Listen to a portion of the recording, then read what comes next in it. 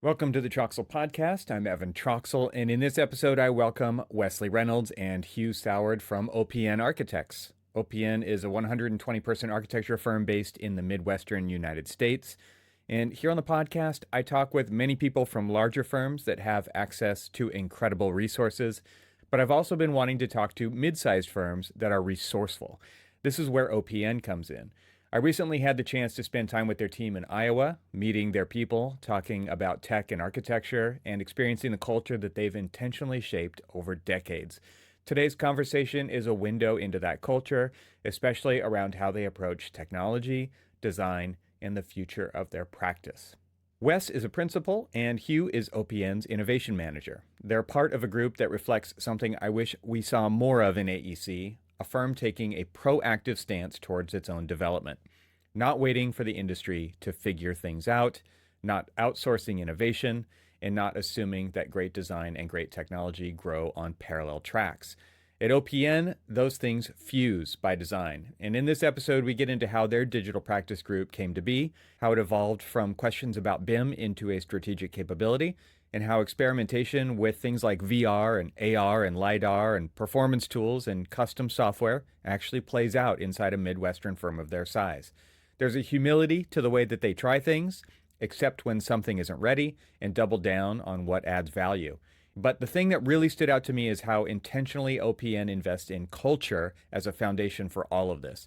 Their annual all-hands retreat, something they've been doing for decades, isn't just a junket, it's infrastructure. A multi-day gathering where the entire firm hits pause, tour recent work, including their own, learns from outside voices, digs into the future of practice, and reconnects to the shared purpose that keeps people rowing in the same direction. It's where projects, people, and ideas gain momentum, and it's where OPN's tech and design ambitions get fused into the culture rather than bolted on from the outside. This is a conversation about what it looks like when a firm treats innovation, both technological and cultural, not as a reaction to industry pressure, but as a practice in itself. There's a lesson here. You can't just upgrade your tools, you have to upgrade your culture. And the firms that do this intentionally are the ones shaping their future rather than chasing it. As usual, there's an extensive amount of information in the show notes, so be sure to check that out. You can find it directly in the podcast app if you're a supporting TRXL Plus member. And if you're a free member, you can find them over on the website, which is trxl.co. So without further ado, I bring you my conversation with Wes Reynolds and Hugh Soward. Welcome, guys. It's great to see you again. You as well. Good to see you, Evan. Thanks for having us. I would love to kind of get a little bit of backstory before we jump into the conversation today. And let's start with you, Wes. Tell me a little bit about your story, your trajectory in the architectural profession. You know, I'm a Midwest guy, born and raised in Iowa. I went to Iowa State University, graduated with my architecture degree from Iowa State in 2000. I found myself at the end of that, like, what is next? And in my mind, I had two paths. Was I going to be a professor or was I going to be a practitioner? I really never thought I'd be doing what I'm doing today. I was really interested in the academics and education process and really kind of avant-garde thinking. But I needed a job like everybody does, right? And found myself still being in Iowa for personal reasons. And this firm called OPN was kind of coming of age, and some good professors of mine really thought it was a good opportunity to look at. And so I met two individuals actually that are my partners still today that hired me, gave me an opportunity, and somehow now going on 26 years later, I'm still at this firm doing really wonderful things. And you know, it's been an amazing ride. Midway through my career, I had the opportunity to start our Madison, Wisconsin studio for us, to lead that and begin building that presence outside of Iowa for the first studio for the company outside of the Iowa market. And it's been wonderful, and we have a great team here. So that's Nice. That's where I am. Can you give us just kind of an overview, like give us what your firm looks like and Sure. how you might classify yourself. Are you a small firm, medium firm, big firm, Yes. and just give us some context here. Yes, we're 115, going on 120 people typically as a firm size with 5 studios, 3 in Iowa. We were founded in Cedar Rapids, Iowa. Then we built the Des Moines studio in the capital of Iowa, and we have an Iowa City studio as well. And then Madison was our 4th office. at Madison, Wisconsin. And then we recently, in the last 4 years, opened a Minneapolis, Minnesota office. So that's our kind of realm, 100%, Midwest centric in these 3 states. But right now we find ourselves practicing probably 80% in the Midwest and becoming what we would probably call a regional, heading to a national transitional firm, more regional because we are working coast to coast with our projects. We're a generalist practicing firm. We are interested in a lot of building types, civic, higher ed, K-12, science and tech, healthcare, corporate. I mean, we're just a good generalist firm that was interested in projects that we can bring a lot of value to our clients. We are architecture and interior design only as services. So we stay inside those design focused parts of the industry, no engineering services. Those are partner based. So, and really our ethos is based on great design, performance, and caring about people. So we, want to give back to the planet and do wonderful architecture that's meaningful. Nice. All right, Hugh, it's your turn. Hugh I'm going to put a link to the ArchiSpeak episode where we talked about the tours that Hugh took me on of amazing architecture in their general vicinity around Iowa City there. But so I'll put a link to that. But Hugh, give us your kind of story of where you've been and now are in the architectural profession. Yeah, fellow Midwesterner.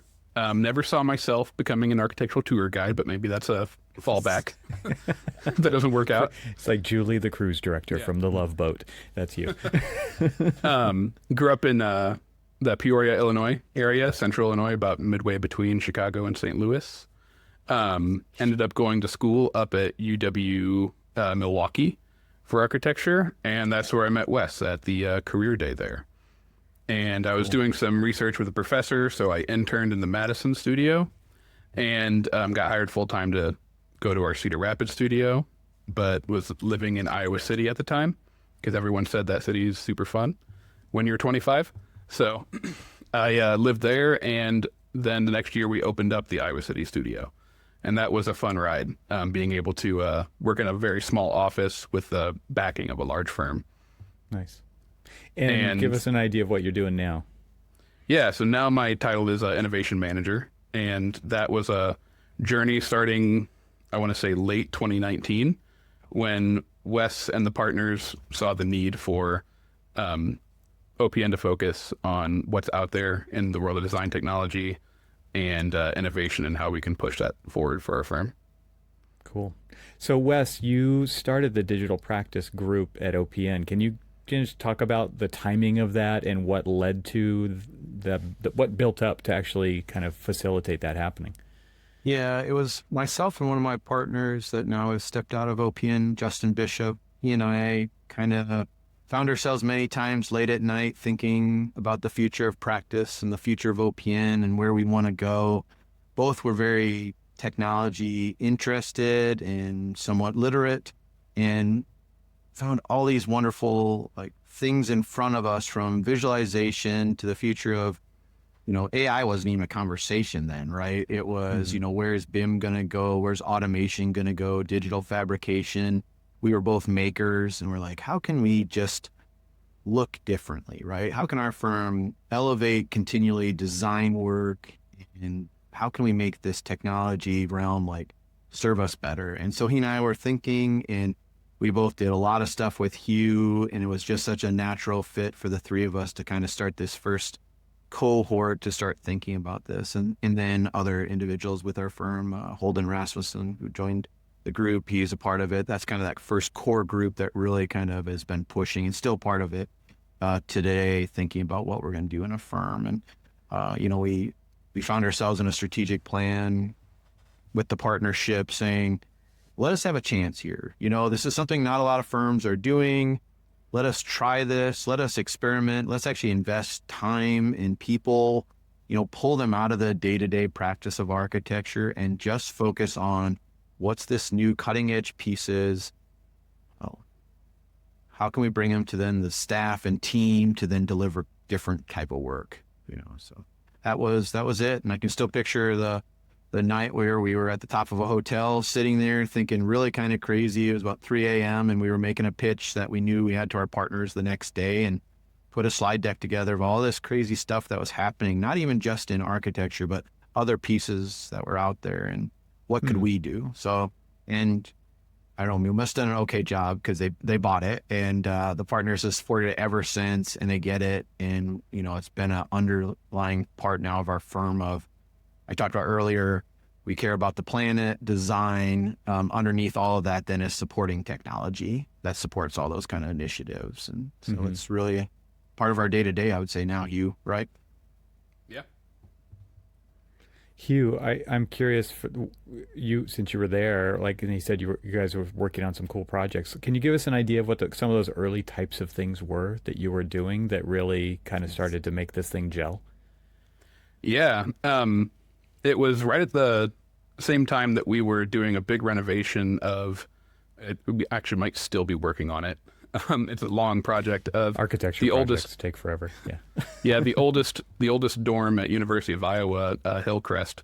That's been added to several times throughout the last century, pretty much.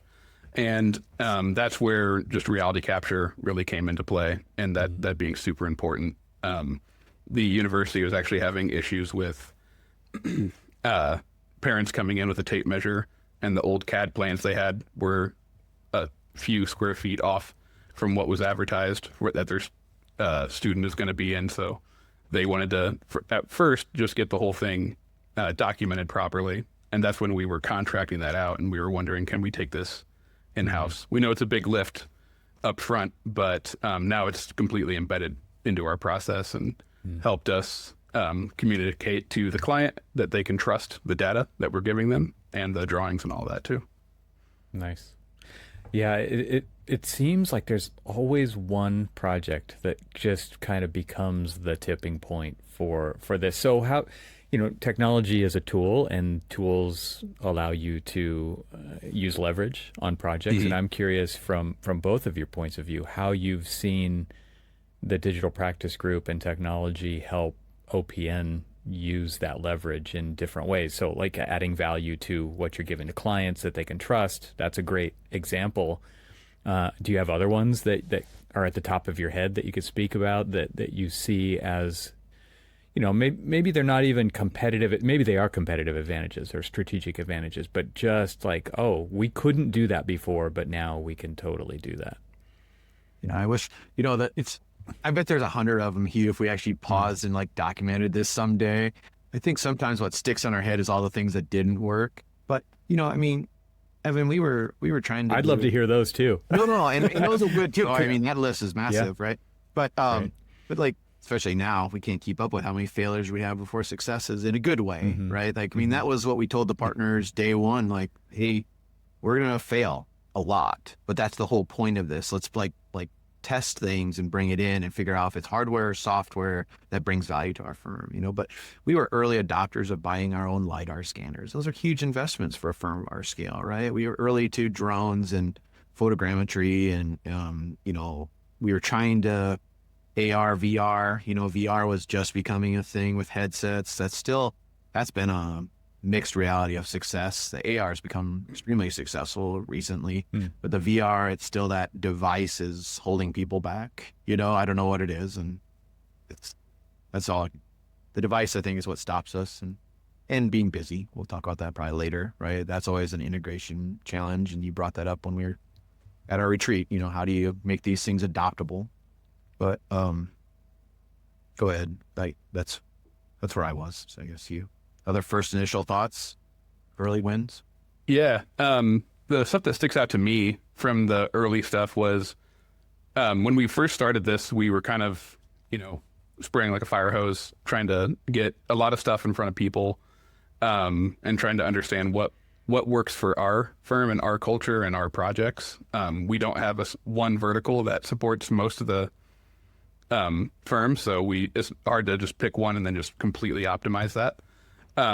But we had little projects like using Grasshopper and some interoperability methods and digital fabrication to make Climate Studio studies easier between Revit and Rhino Inside. Using it to communicate with the contractor better. If I have to distill it all down, it always seems to come down to communication. and helping our client or our consultant or the fabricator contractor understand our design intent better so that we can have more accurate results and predictions so that more of the cool stuff stays in the projects. This episode is made possible with support from Avail. Is your firm managing architectural, landscape, interiors, and engineering content? Avail's all-in-one content management solution stretches across all disciplines, file types, and content locations so production teams can find everything they need all in one place.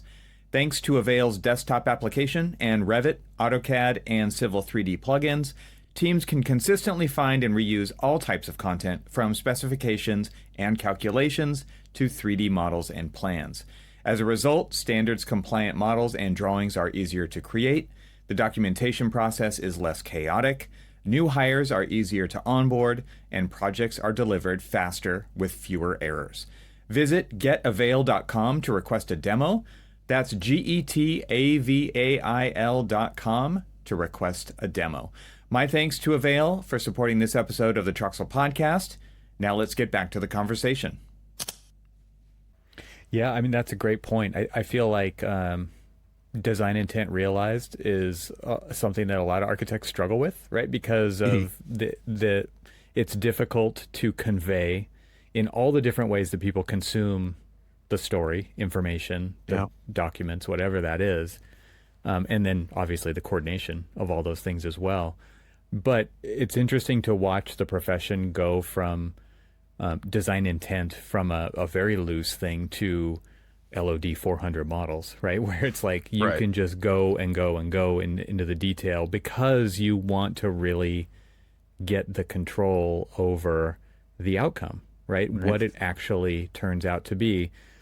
And while recognizing that architects aren't the builders, they're not the ones that, there is a hard wall between, unless you're doing design build, or you're an art studio, right, that makes your own stuff, you have that wall between you and the actual hands-on making of the thing. And I'm curious, Hugh, maybe you have an insight into this, but like working with those contractors, doing the really precise modeling and layouts for fabrication, what feedback have you gotten from the build side when it comes to that stuff? Because that to me is like, that's the proof, right? Is that you're hearing that it's valuable to them for you to go to those lengths to do so.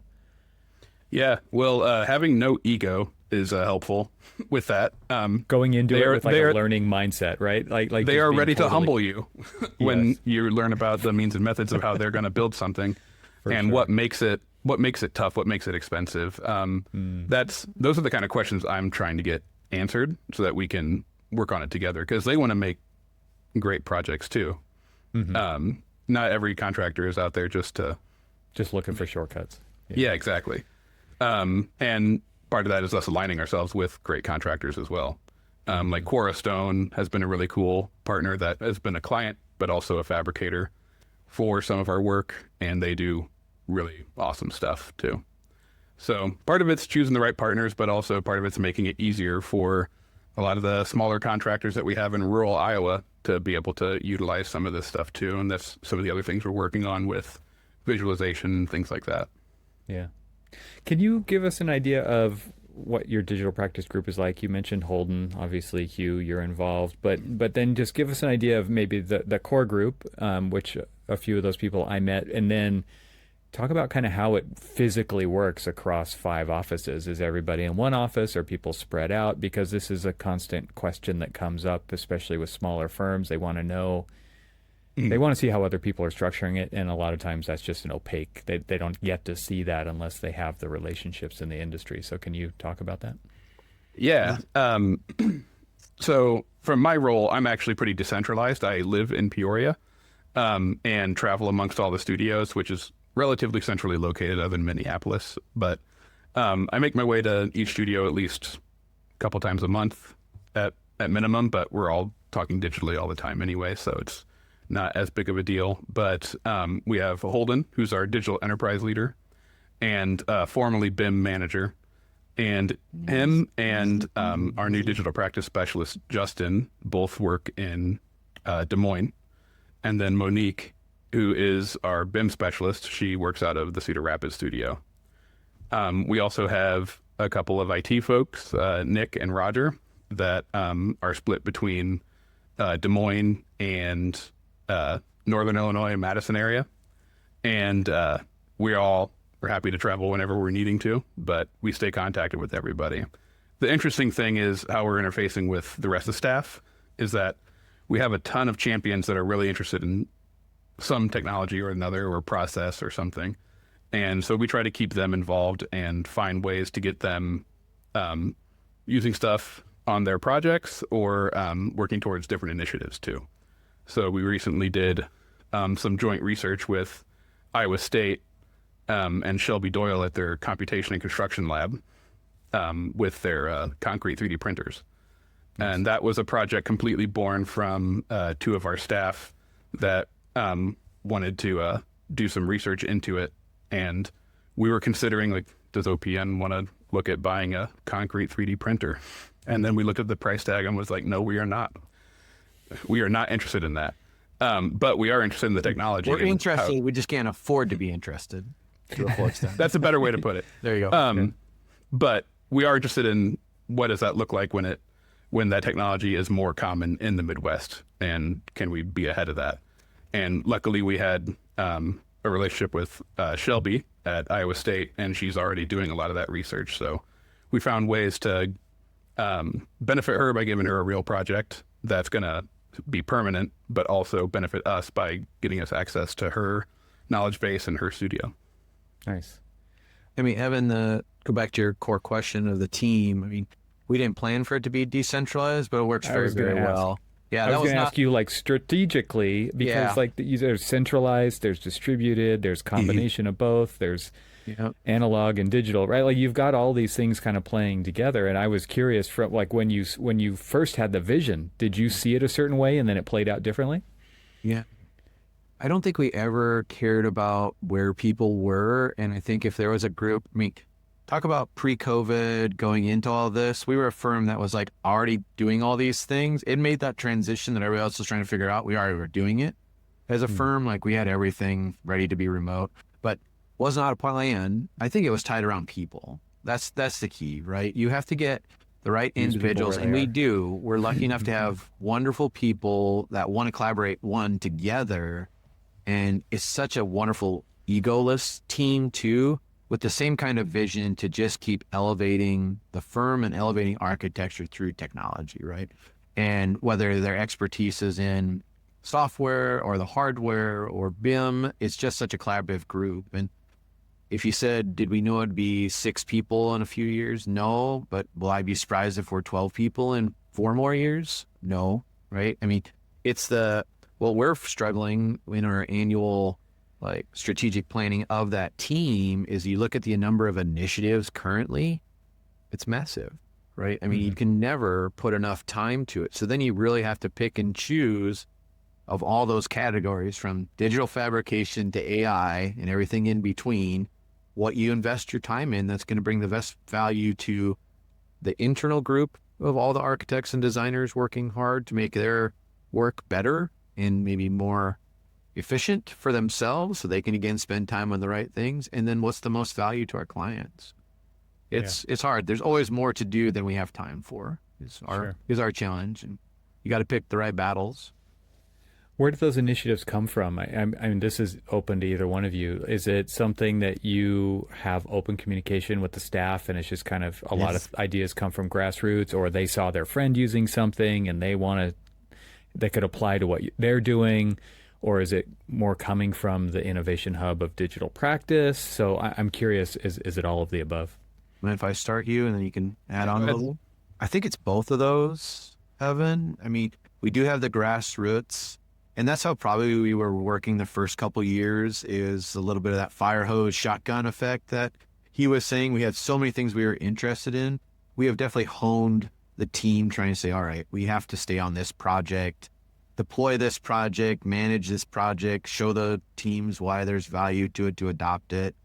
And then now we have kind of a running list. We just literally worked on it this week of, 50, let's call them core exercises we want to get into. And in some of these you have to do before the others so you get the right process, But I think you saw at our retreat when you saw those like pachakachas people did.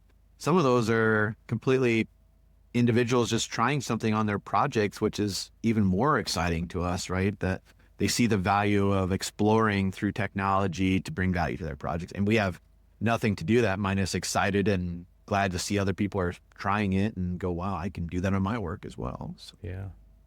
and that's been our firm success. We love Grassroots. Try not to dictate too much. We let like a lot of freedom, right? Got anything to add to that, Hugh? Yeah. It's a funny balance that you have to try to find with the grassroots versus the top-down kind of approach to it. Because there's like the longer term, bigger projects that we're trying to do, like wrangling all of our disparate data and all of that kind of stuff. And what if OPN knew what OPN knows? That's part of being distributed. That is a challenge. And that is something that we're doing a little bit more from a top-down perspective because it's a much longer, bigger project that's going to take a lot of effort from a lot of different areas of expertise. And then some of the really interesting, random, bespoke things that we get that are grassroots, that some of them are just, hey, we provided a really specific solution to this for this client. I don't know that we're ever going to do this again, but that was cool. Like documenting laser scanning and building a custom scaffolding for 100-year-old taxidermied birds that are covered in arsenic. Like, I don't know when we're going to do something like that again. But Right. other things like, yeah. But then other things like building a connection between, our FCA software and our clients' facility management software and things like that. Like, that's something that came from a project, but has potential to be a much larger connection across all of our projects. That makes me just think of kind of potentially creating products, right? That could be an extension of your business model, what you do as a service to clients, right? Architecture as a service, and maybe it's not like architectural design, but maybe it's like what you just talked about, Hugh. It's like connecting this to that. And we've figured that out, and now we could package that. Do you guys talk about that in your partner meetings? Do you talk about kind of the evolution of the business model of where OPN is headed, especially with technology-enabled practice? Yeah, we definitely have, and even part of our original probably quote-unquote pitch to think about this of, is that an opportunity that we might find something like that along the way? Yes. Is it required? No. Have we found it yet? No.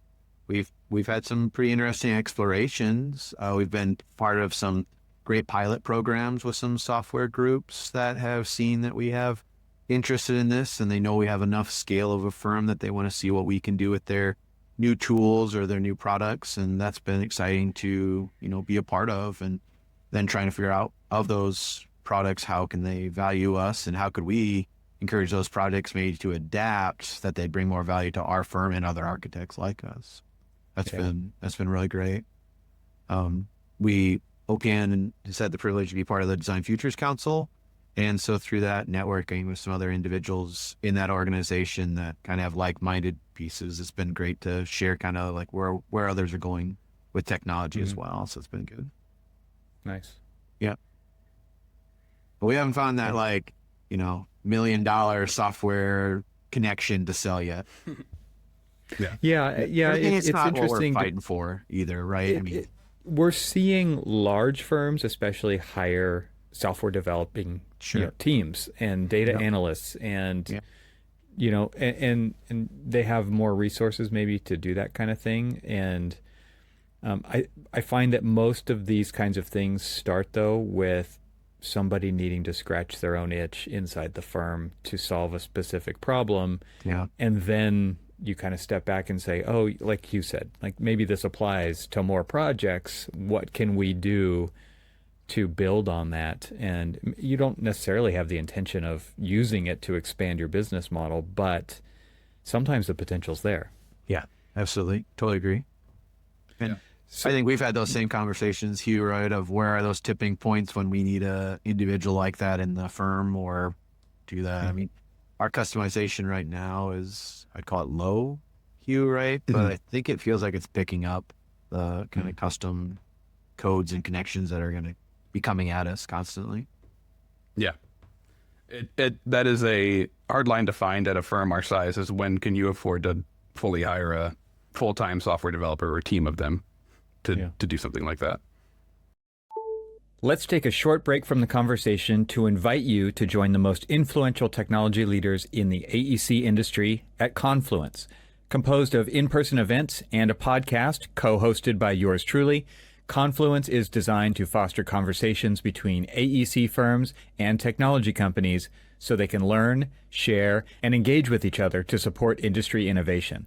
Software company Avail, which creates content management solutions for the AEC industry, started hosting Confluence events in 2019 to understand what firms are needing, wanting, and thinking around technology. To learn more about Confluence, explore upcoming events, and listen to podcast episodes, go to confluence.getavail.com. My thanks to Confluence for supporting this episode of the TRXL podcast.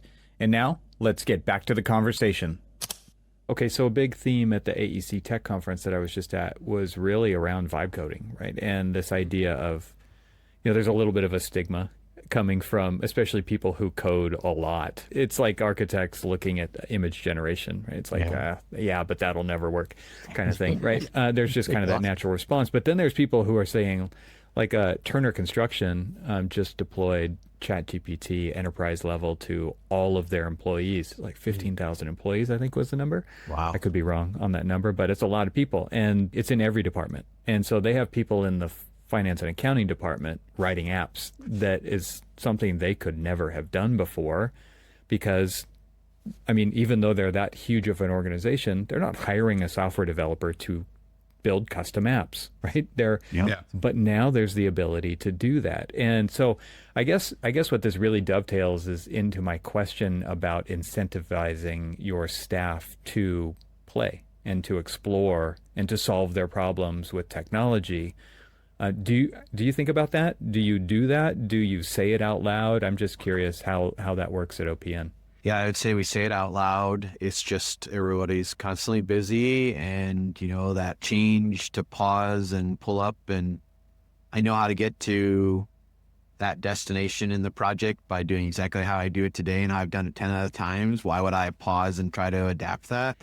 It is, I believe it's a little bit of a generational thing, so it's great to have, young energy come into the firm, or new personalities come into the firm that say, well, can you do it like this? And, that's it. But we try to create white space. It's good to be busy, and it's also the challenge of being busy, of making time for these things. And I think as a digital practice group overall, that's always been our struggle, is to get snowball effects on new concepts, new softwares, new products that, the guys have kind of organized, tested, see the value, because they are pretty much the whole group is architects, or trained architects, I should say. So they understand, and they were practitioners. They know what we're trying to do to put drawings together. They're just on the technology spectrum of it now, of what they're doing. And so they see the value. It's just, again, pausing to learn and do it and execute it. That's what I see. I'd say some of our more successful versions of that are when we stay embedded in some aspect on the team to truly support them. It's not swooping in, here's this tool, use it on this project, goodbye. When you're really in there, and you're, sometimes I become a part of the design team, at least to a certain phase, to try this new method out. And it's not just being tech support, but it's also being design support in that way too, which helps our design muscles with not just not being in that world anymore. But and I think it also helps them, because they know that we're there to help truly figure that out with them when we're doing that. I think coming at that from an architect's perspective is super, super useful, right? As a designer, I would go into a client and we would talk about what they need, what they like, what they don't like, what are the problems, what are potential solutions that they've already thought of. Yeah. And and you get to partner with people on the design team, Hugh, and do the same thing. It's like a design problem, right? Our software is still a design problem when you approach it that way. I mean, creating a digital practice is also a design problem. Thinking about the strategy of potential business models for OPN is a design problem. The practice is the design problem also, right? So when you kind of think about it it's the same kind of set of constraints with design thinking applied to that. I don't think everybody does that. I wish more people would do that, especially in these smaller firms where there's a cost to having dedicated people to do this, but it's also a huge advantage to have dedicated people to do this if they're not just waiting for someone to tell them what to do, but you actually go in there with that curiosity and say like, okay, what are your struggles? Like, I think I might know some of your struggles, but I definitely don't know all your struggles on this project that we're trying to solve with this tool or whatever. And so you're going to both learn from each other in that exchange. And I would think the product's going to be better for that, whether it's a script that gets used once or it does actually have a life beyond that. Yeah, it's a balance of treating your colleagues like both your clients and also your partners. In that we're in this together. We all want this to be successful, but I'm also here to serve the project, and you as a core design team, we're doing that. And Evan, you asked earlier, where do these ideas come from? I think some are from the digital practice team to implement new ideas. But, Hugh and Holden have had a history going to every one of the studios. I think for the last couple of years, Hugh, where you sit down with everyone, invite everyone in and say, what are your challenges? What are those things that we could help you fix or improve or flow? And then we, get common themes out of that, like Post-it note exercise, and it creates, 50 projects for us. And the ones that have the most value or we can see the value is like what we start working on as quick as we can. And some are quick wins, and they do those too. So it's, I think that's what's great, and it makes our firm work well. I mean, it's a great team. It seems like that would help you, right? Yeah. Yeah, I agree. And I think it would help you prioritize, because we're all drinking from the same multiple fire hose of all the tools, new tools. It's been 3 days. There's a new tool kind of a thing, right? And you mentioned that earlier. There's a huge amount of stuff, but it helps you prioritize what actually matters, because it's problems that people are having, and you're not chasing things where you're trying to find a problem that fits the tool. You're doing it the other way around, which is, okay, here's the problems. Now, how do we go about attacking this with technology? Yeah. And that's a really easy pitfall to fall into, finding the problem for the tool. Yeah. Yeah. Well, I want to talk about the staff retreat, but before we do that, I want to cover one more thing, which is you've got a digital practice, and you said, Wes, you alluded to, okay, well, maybe in 4 years it's twice the size. Okay, so you've got 6 people. You've got 150 people total, 6 people on the staff of 120 practices. total. 120. Okay. So, I mean, just talk about that. Like, as the practice gets more and more rooted in technology, like you can't deliver anything without it anymore, right? There is no other way that we're doing this.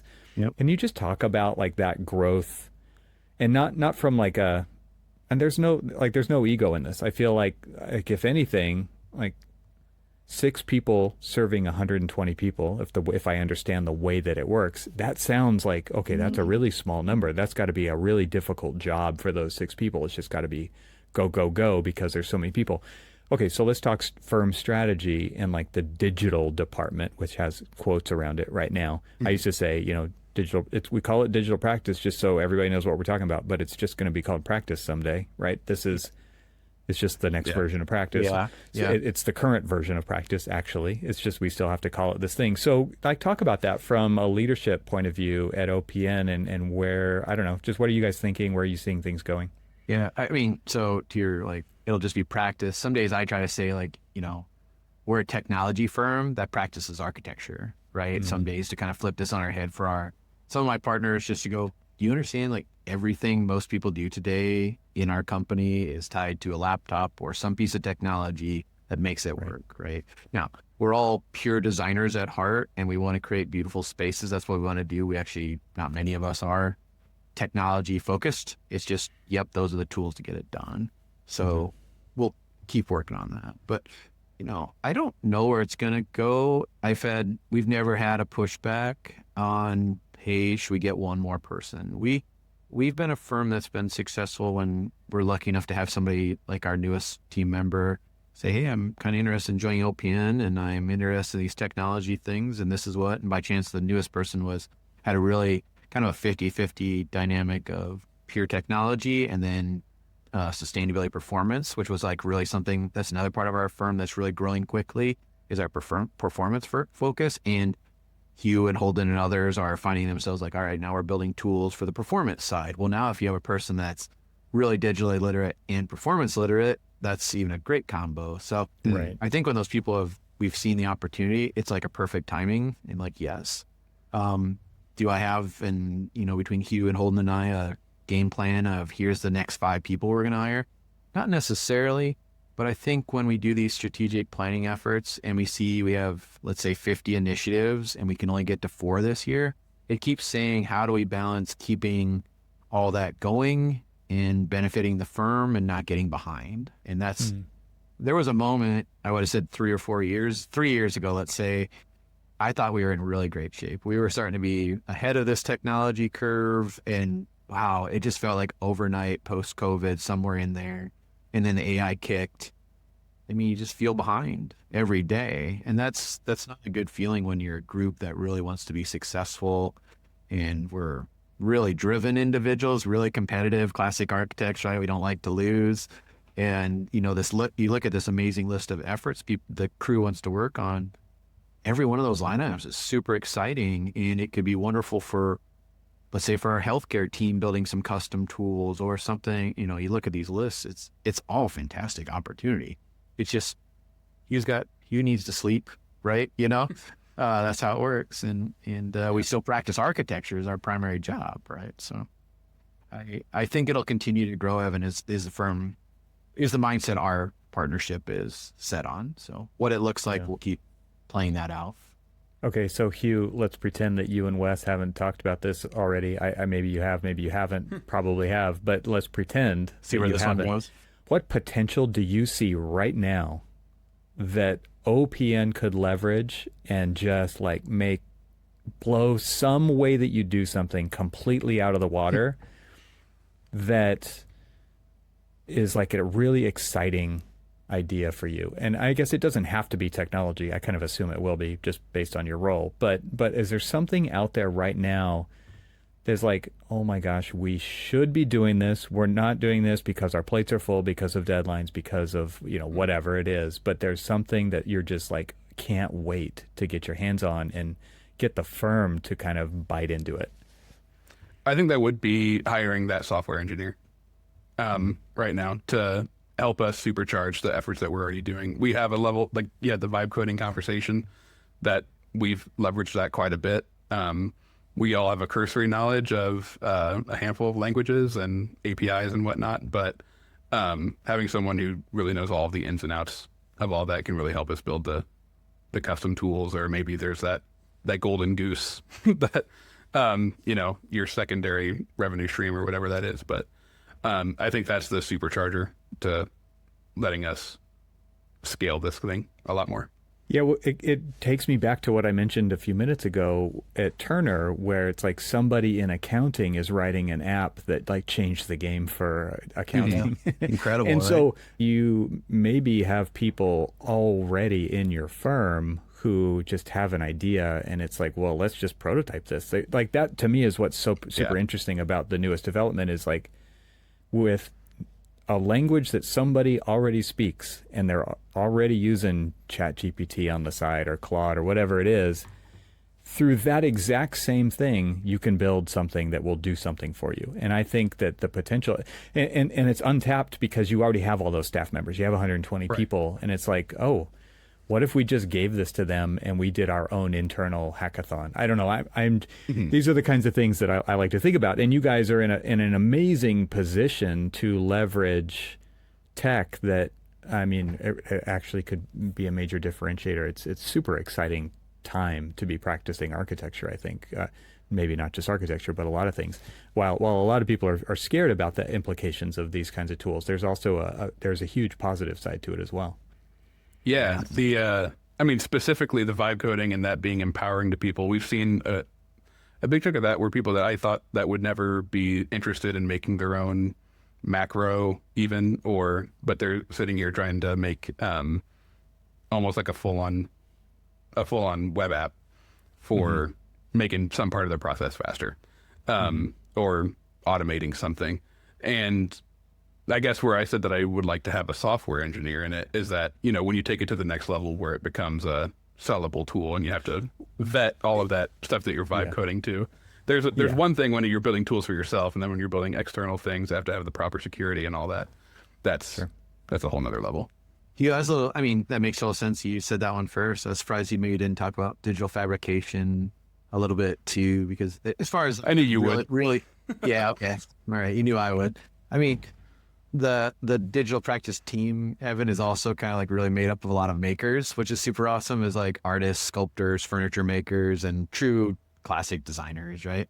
And so we talk about that a lot, and we love our contracting friends and partners and sub-consultants, but we know we're on the edge of architects being able to become master architects again of our craft. And when we can work with partners that have those great robots and all we're doing is really feeding our design through a code or something like that, we can have that craft back. And that experience that we had with Iowa State in that CCL lab, I mean, that project just won an AIA Minnesota award, and the objects that we created are sitting in front of the building and are definitely a part of the architecture. And again, no one would know we 3D printed through concrete all those objects that kind of look like a series of follies, That's what's so exciting to me is, that balancing act of getting to play contractor with our craft of architecture again, and not just at small scale. That's where we have to experiment and prototype, but it's coming, right? I mean, the edge of the next decade of what's going to actually look like, what construction will look like, is going to be really, really amazing for us. Hey everyone, let's take a quick break from the conversation to pay some bills around here. This episode of TRXL is brought to you by TRXL Plus members. That's right, my incredible paid supporter members are making this episode possible. Their direct support ensures that I can continue exploring the intersection of architecture, technology, and the future of design with the leading voices in our industry directly to you. So let's talk about why you might consider financially supporting the podcast too.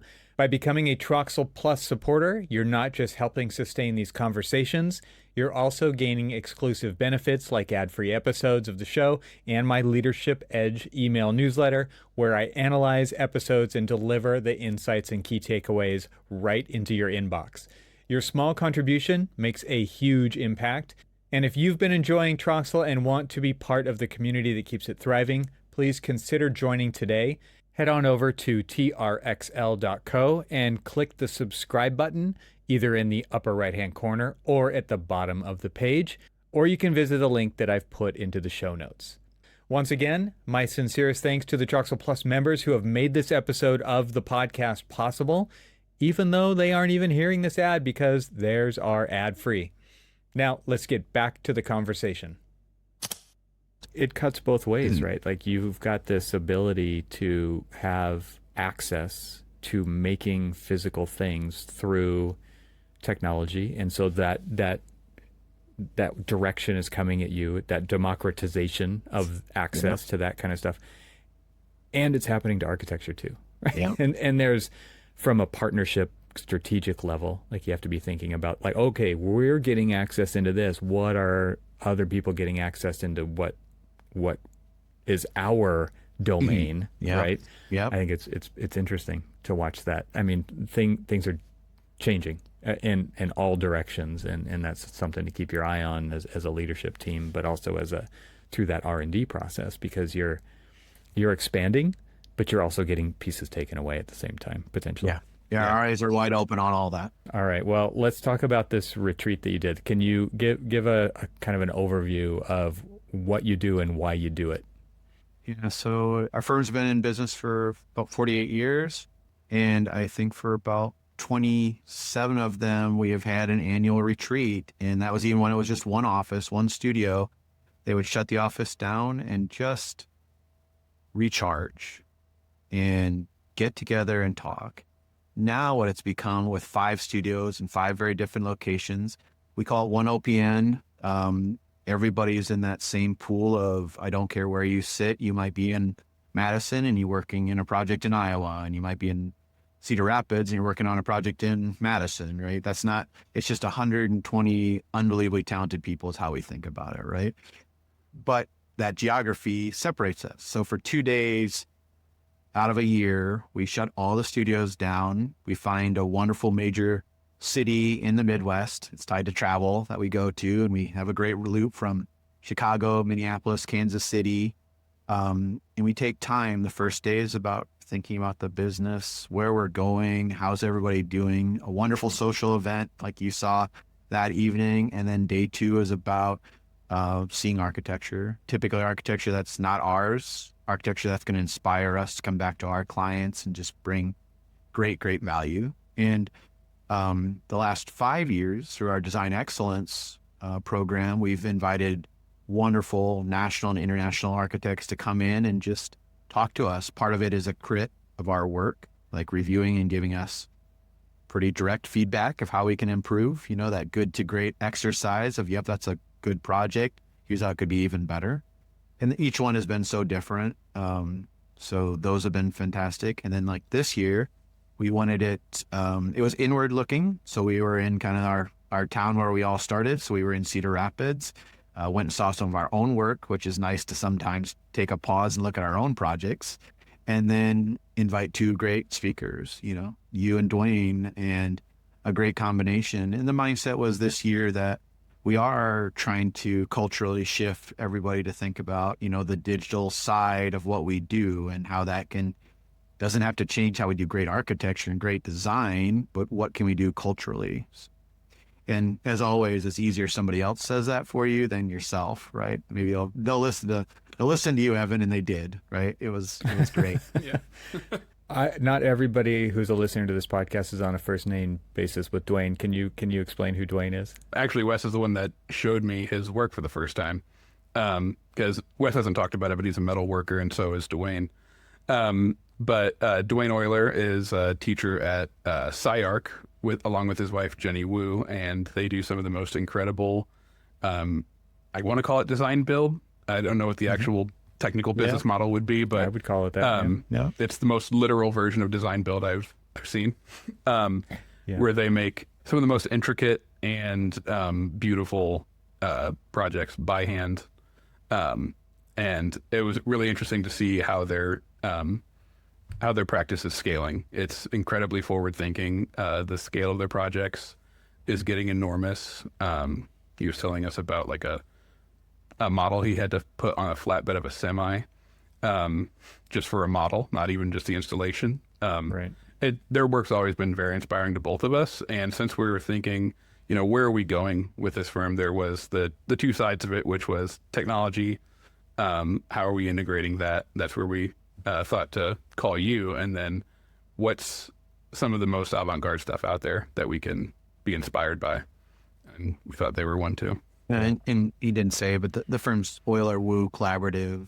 I mean, their work is such built-in craft, which our firm cares a lot about, and it's just a whole different level of craft that Dwayne and Jenny are doing. And so we thought it was so great. And yet, when you hear Dwayne talk about it, I mean, they're working digitally too, right? So how do we take this large sculptural type object building and then, work in the technology side of it? So I loved, it was everything we hoped it would be when we had you guys both join. And I don't know, this was something where we tried a little differently, where you obviously both presented and talked with us. And then that sit down of, Hugh going through some questions and talking about it, questions that we're asking ourselves internally, our teams are asking of them, getting both of your opinions as practitioners, thought leaders was really influential to the firm. And exactly what we were hoping it would do. It created a buzz, talking about these things. Both of you are, you have wonderful brands, and I loved it when many people I talked after, they're like, you had Evan Troxel join you guys? That's amazing. I listen to his podcast all the time. Like, well, I mean, we're very thankful you guys did that. And it was everything we hoped it could be. And then, I'm glad you guys both stayed late and had drinks and played ping pong with us. And like we're longtime friends, I'm sure. So I had some great long conversations too, which, hanging out afterwards of Ford's, like talking with Justin, you're on your team, Hugh, right, for a long time. And getting to meet Holden and getting to meet people whose names I had heard earlier in the day. And then when you're all in the same place together afterwards and not everybody's at a table and you have the freedom just to kind of go stand in a line and strike up a conversation with somebody who you're standing next to, I think is fantastic. It was great to meet kind of a wider range of people, besides the partners of the firm, and Hugh is, the digital practice team. So I thought what was really striking to me was just kind of this proactive approach that you take with the staff to get on the same page and talk about, of course, there's lots of projects going on. Not everybody has transparency into those projects, right? Because they've got their own projects and they're in a different department. Maybe they're in HR, maybe they're in finance, maybe they're in contracts, maybe they're in graphics and marketing, and they don't get to they just don't see what's on the boards. Not that there are boards, right? What's on the monitors, especially as a distributed, amongst 5 offices and a lot of different team members. So that's a great opportunity to bring everybody together and get them on the same page as far as like that looking inward of the firm. But then where are we going and why are we going there? And then kind of setting a new datum for the next year, right? I think, and you said like this is an inward year. I'm curious what you mean by that, because I kind of think of this as like cycles of a breath almost, where it's like, okay, this year's an inward year, next year's an outward year. I don't know if that's what you mean, but I could see something like that really helping you kind of structure and organize this kind of staff retreat around to have a different posture when you get together the next time, right? I just think that there's a lot of interesting things that you can do with something like this. And so I'm just curious from like that broad perspective. Obviously, I bet you get a lot of great feedback, and I bet there's a lot of people who say, I don't have time for this because I'm so busy too, but you make it happen. So it's important. So just like that, from that priority standpoint of getting the staff together and putting them on the same page, can you just talk kind of towards that and give other firms out there who are listening an idea of how this has benefited you? Yeah, there's not one partner that's ever paused and said, should we stop doing retreats? They are just so successful for us. It's a great, great time for our culture. Yes, every single human that's at that event is super busy, but they knew for 2 days they're going to set their pencils down and get revived, listen to speakers that are going to challenge us to be better on whatever it is that theme or topic might be. And then see those people that maybe you are collaborating with, but you're not physically in the same place. There's so many new people to our firm constantly that are coming into it that you get to meet those people. They really quickly get a part of our culture when you get to have an event like that. Yeah, I would encourage every firm to not look at the fiscal side of that event and look at what it could do for you. And when I said inward, we've taken the last 2 years just to pause because we've always, and we enjoy it, looking at other people's work in some other major city that we're not in. The humbleness of us, we have some really fantastic work. And when you're not on those projects, or even sometimes when you're on it, you don't even get to go enjoy it, right? So it's proud for those people that led those projects to present them, showcase them, and those that haven't seen it. But, we had a fire station in Cedar Rapids that won our first national AIA. Many of us never stepped foot in that building, and everybody wanted to see it. We knew it by photos. We had talked about it. Everyone was proud of the recognition, but it was that time to go see that kind of work that ourselves is influencing others in this country, of projects. So that's what I meant by inward on that part. So it was a wonderful event. Hugh, your team was integral, or maybe you were integral in kind of making this event go off. And can you talk about just what was involved from, you had to take time away from putting out all the fires and the technology department at OPN for a couple days. So luckily, all your staff members were there as well, so you didn't maybe have as many super urgent fires to put out. But I'm just curious, from your point of view, like helping to organize the event and pull it off, like what was that like for you, and what did you take away from it? Well, retreat, I'm always involved in it in some way in the last 4 years, I would say. But not to the point where I'm picking speakers or suggesting who we reach out to. That was a unique opportunity.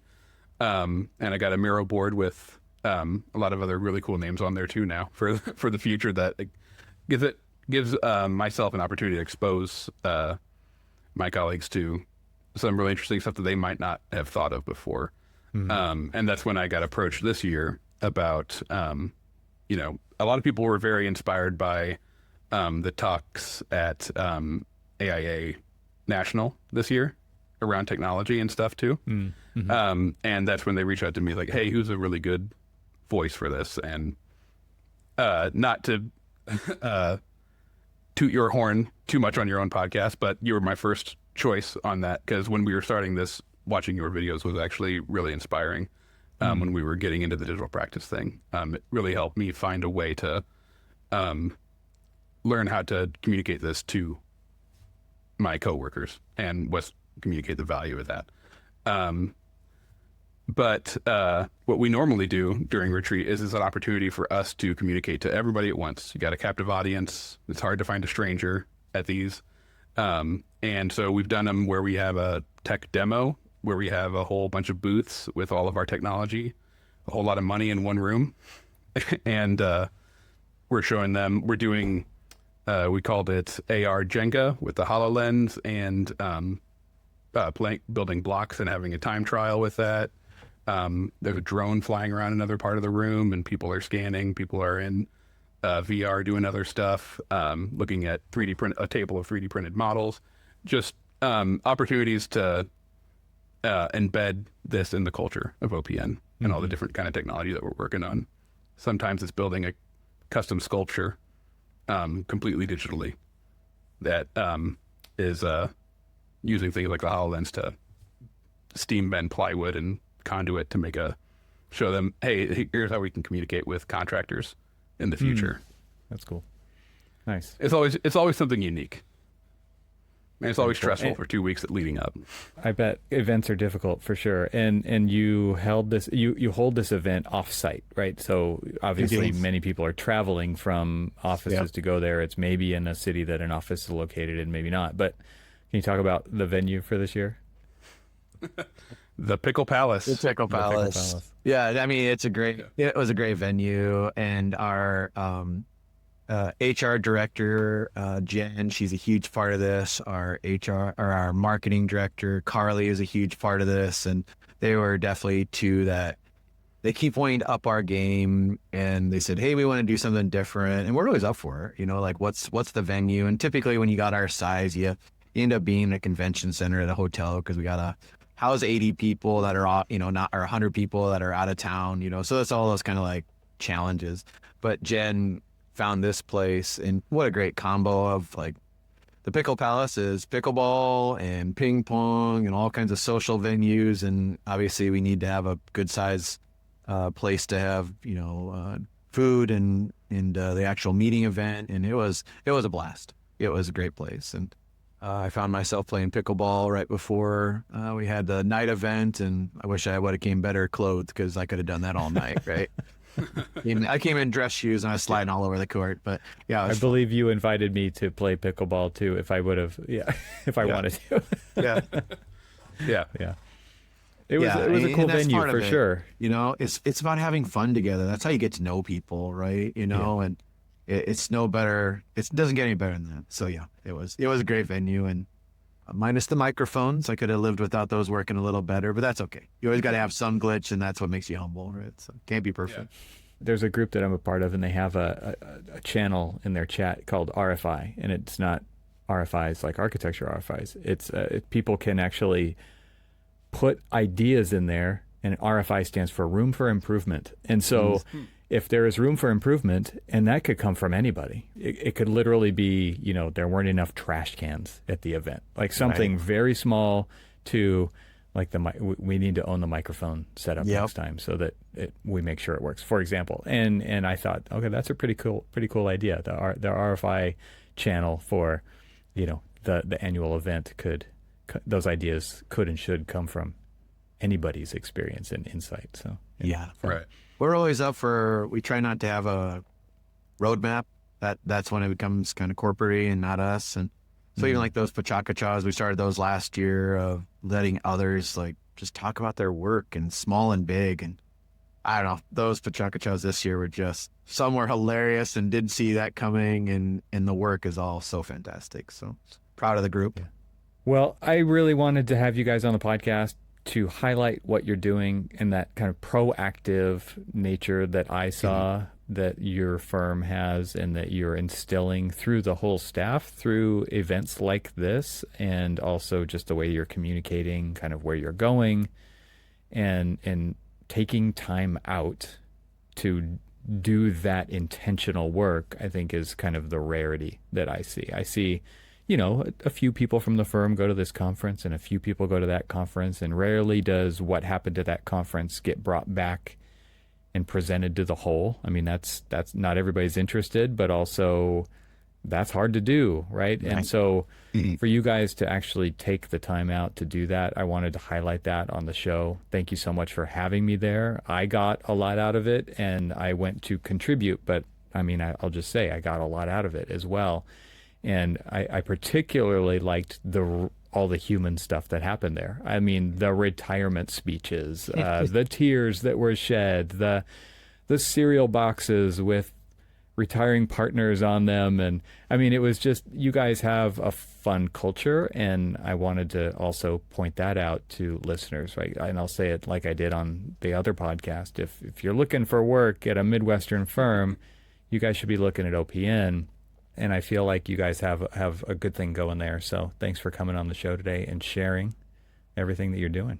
Evan, it's you're definitely a friend to OPN, and it's an absolute privilege for us to be on this. And thank you for having us. And Hugh said it, you were our number one on the list, and we didn't even know if you'd even like pick up the phone and call us back. And we're so glad you did, because everybody loved hearing your thoughts on it. So thank you for being a part of the retreat, and thanks for continuing this relationship.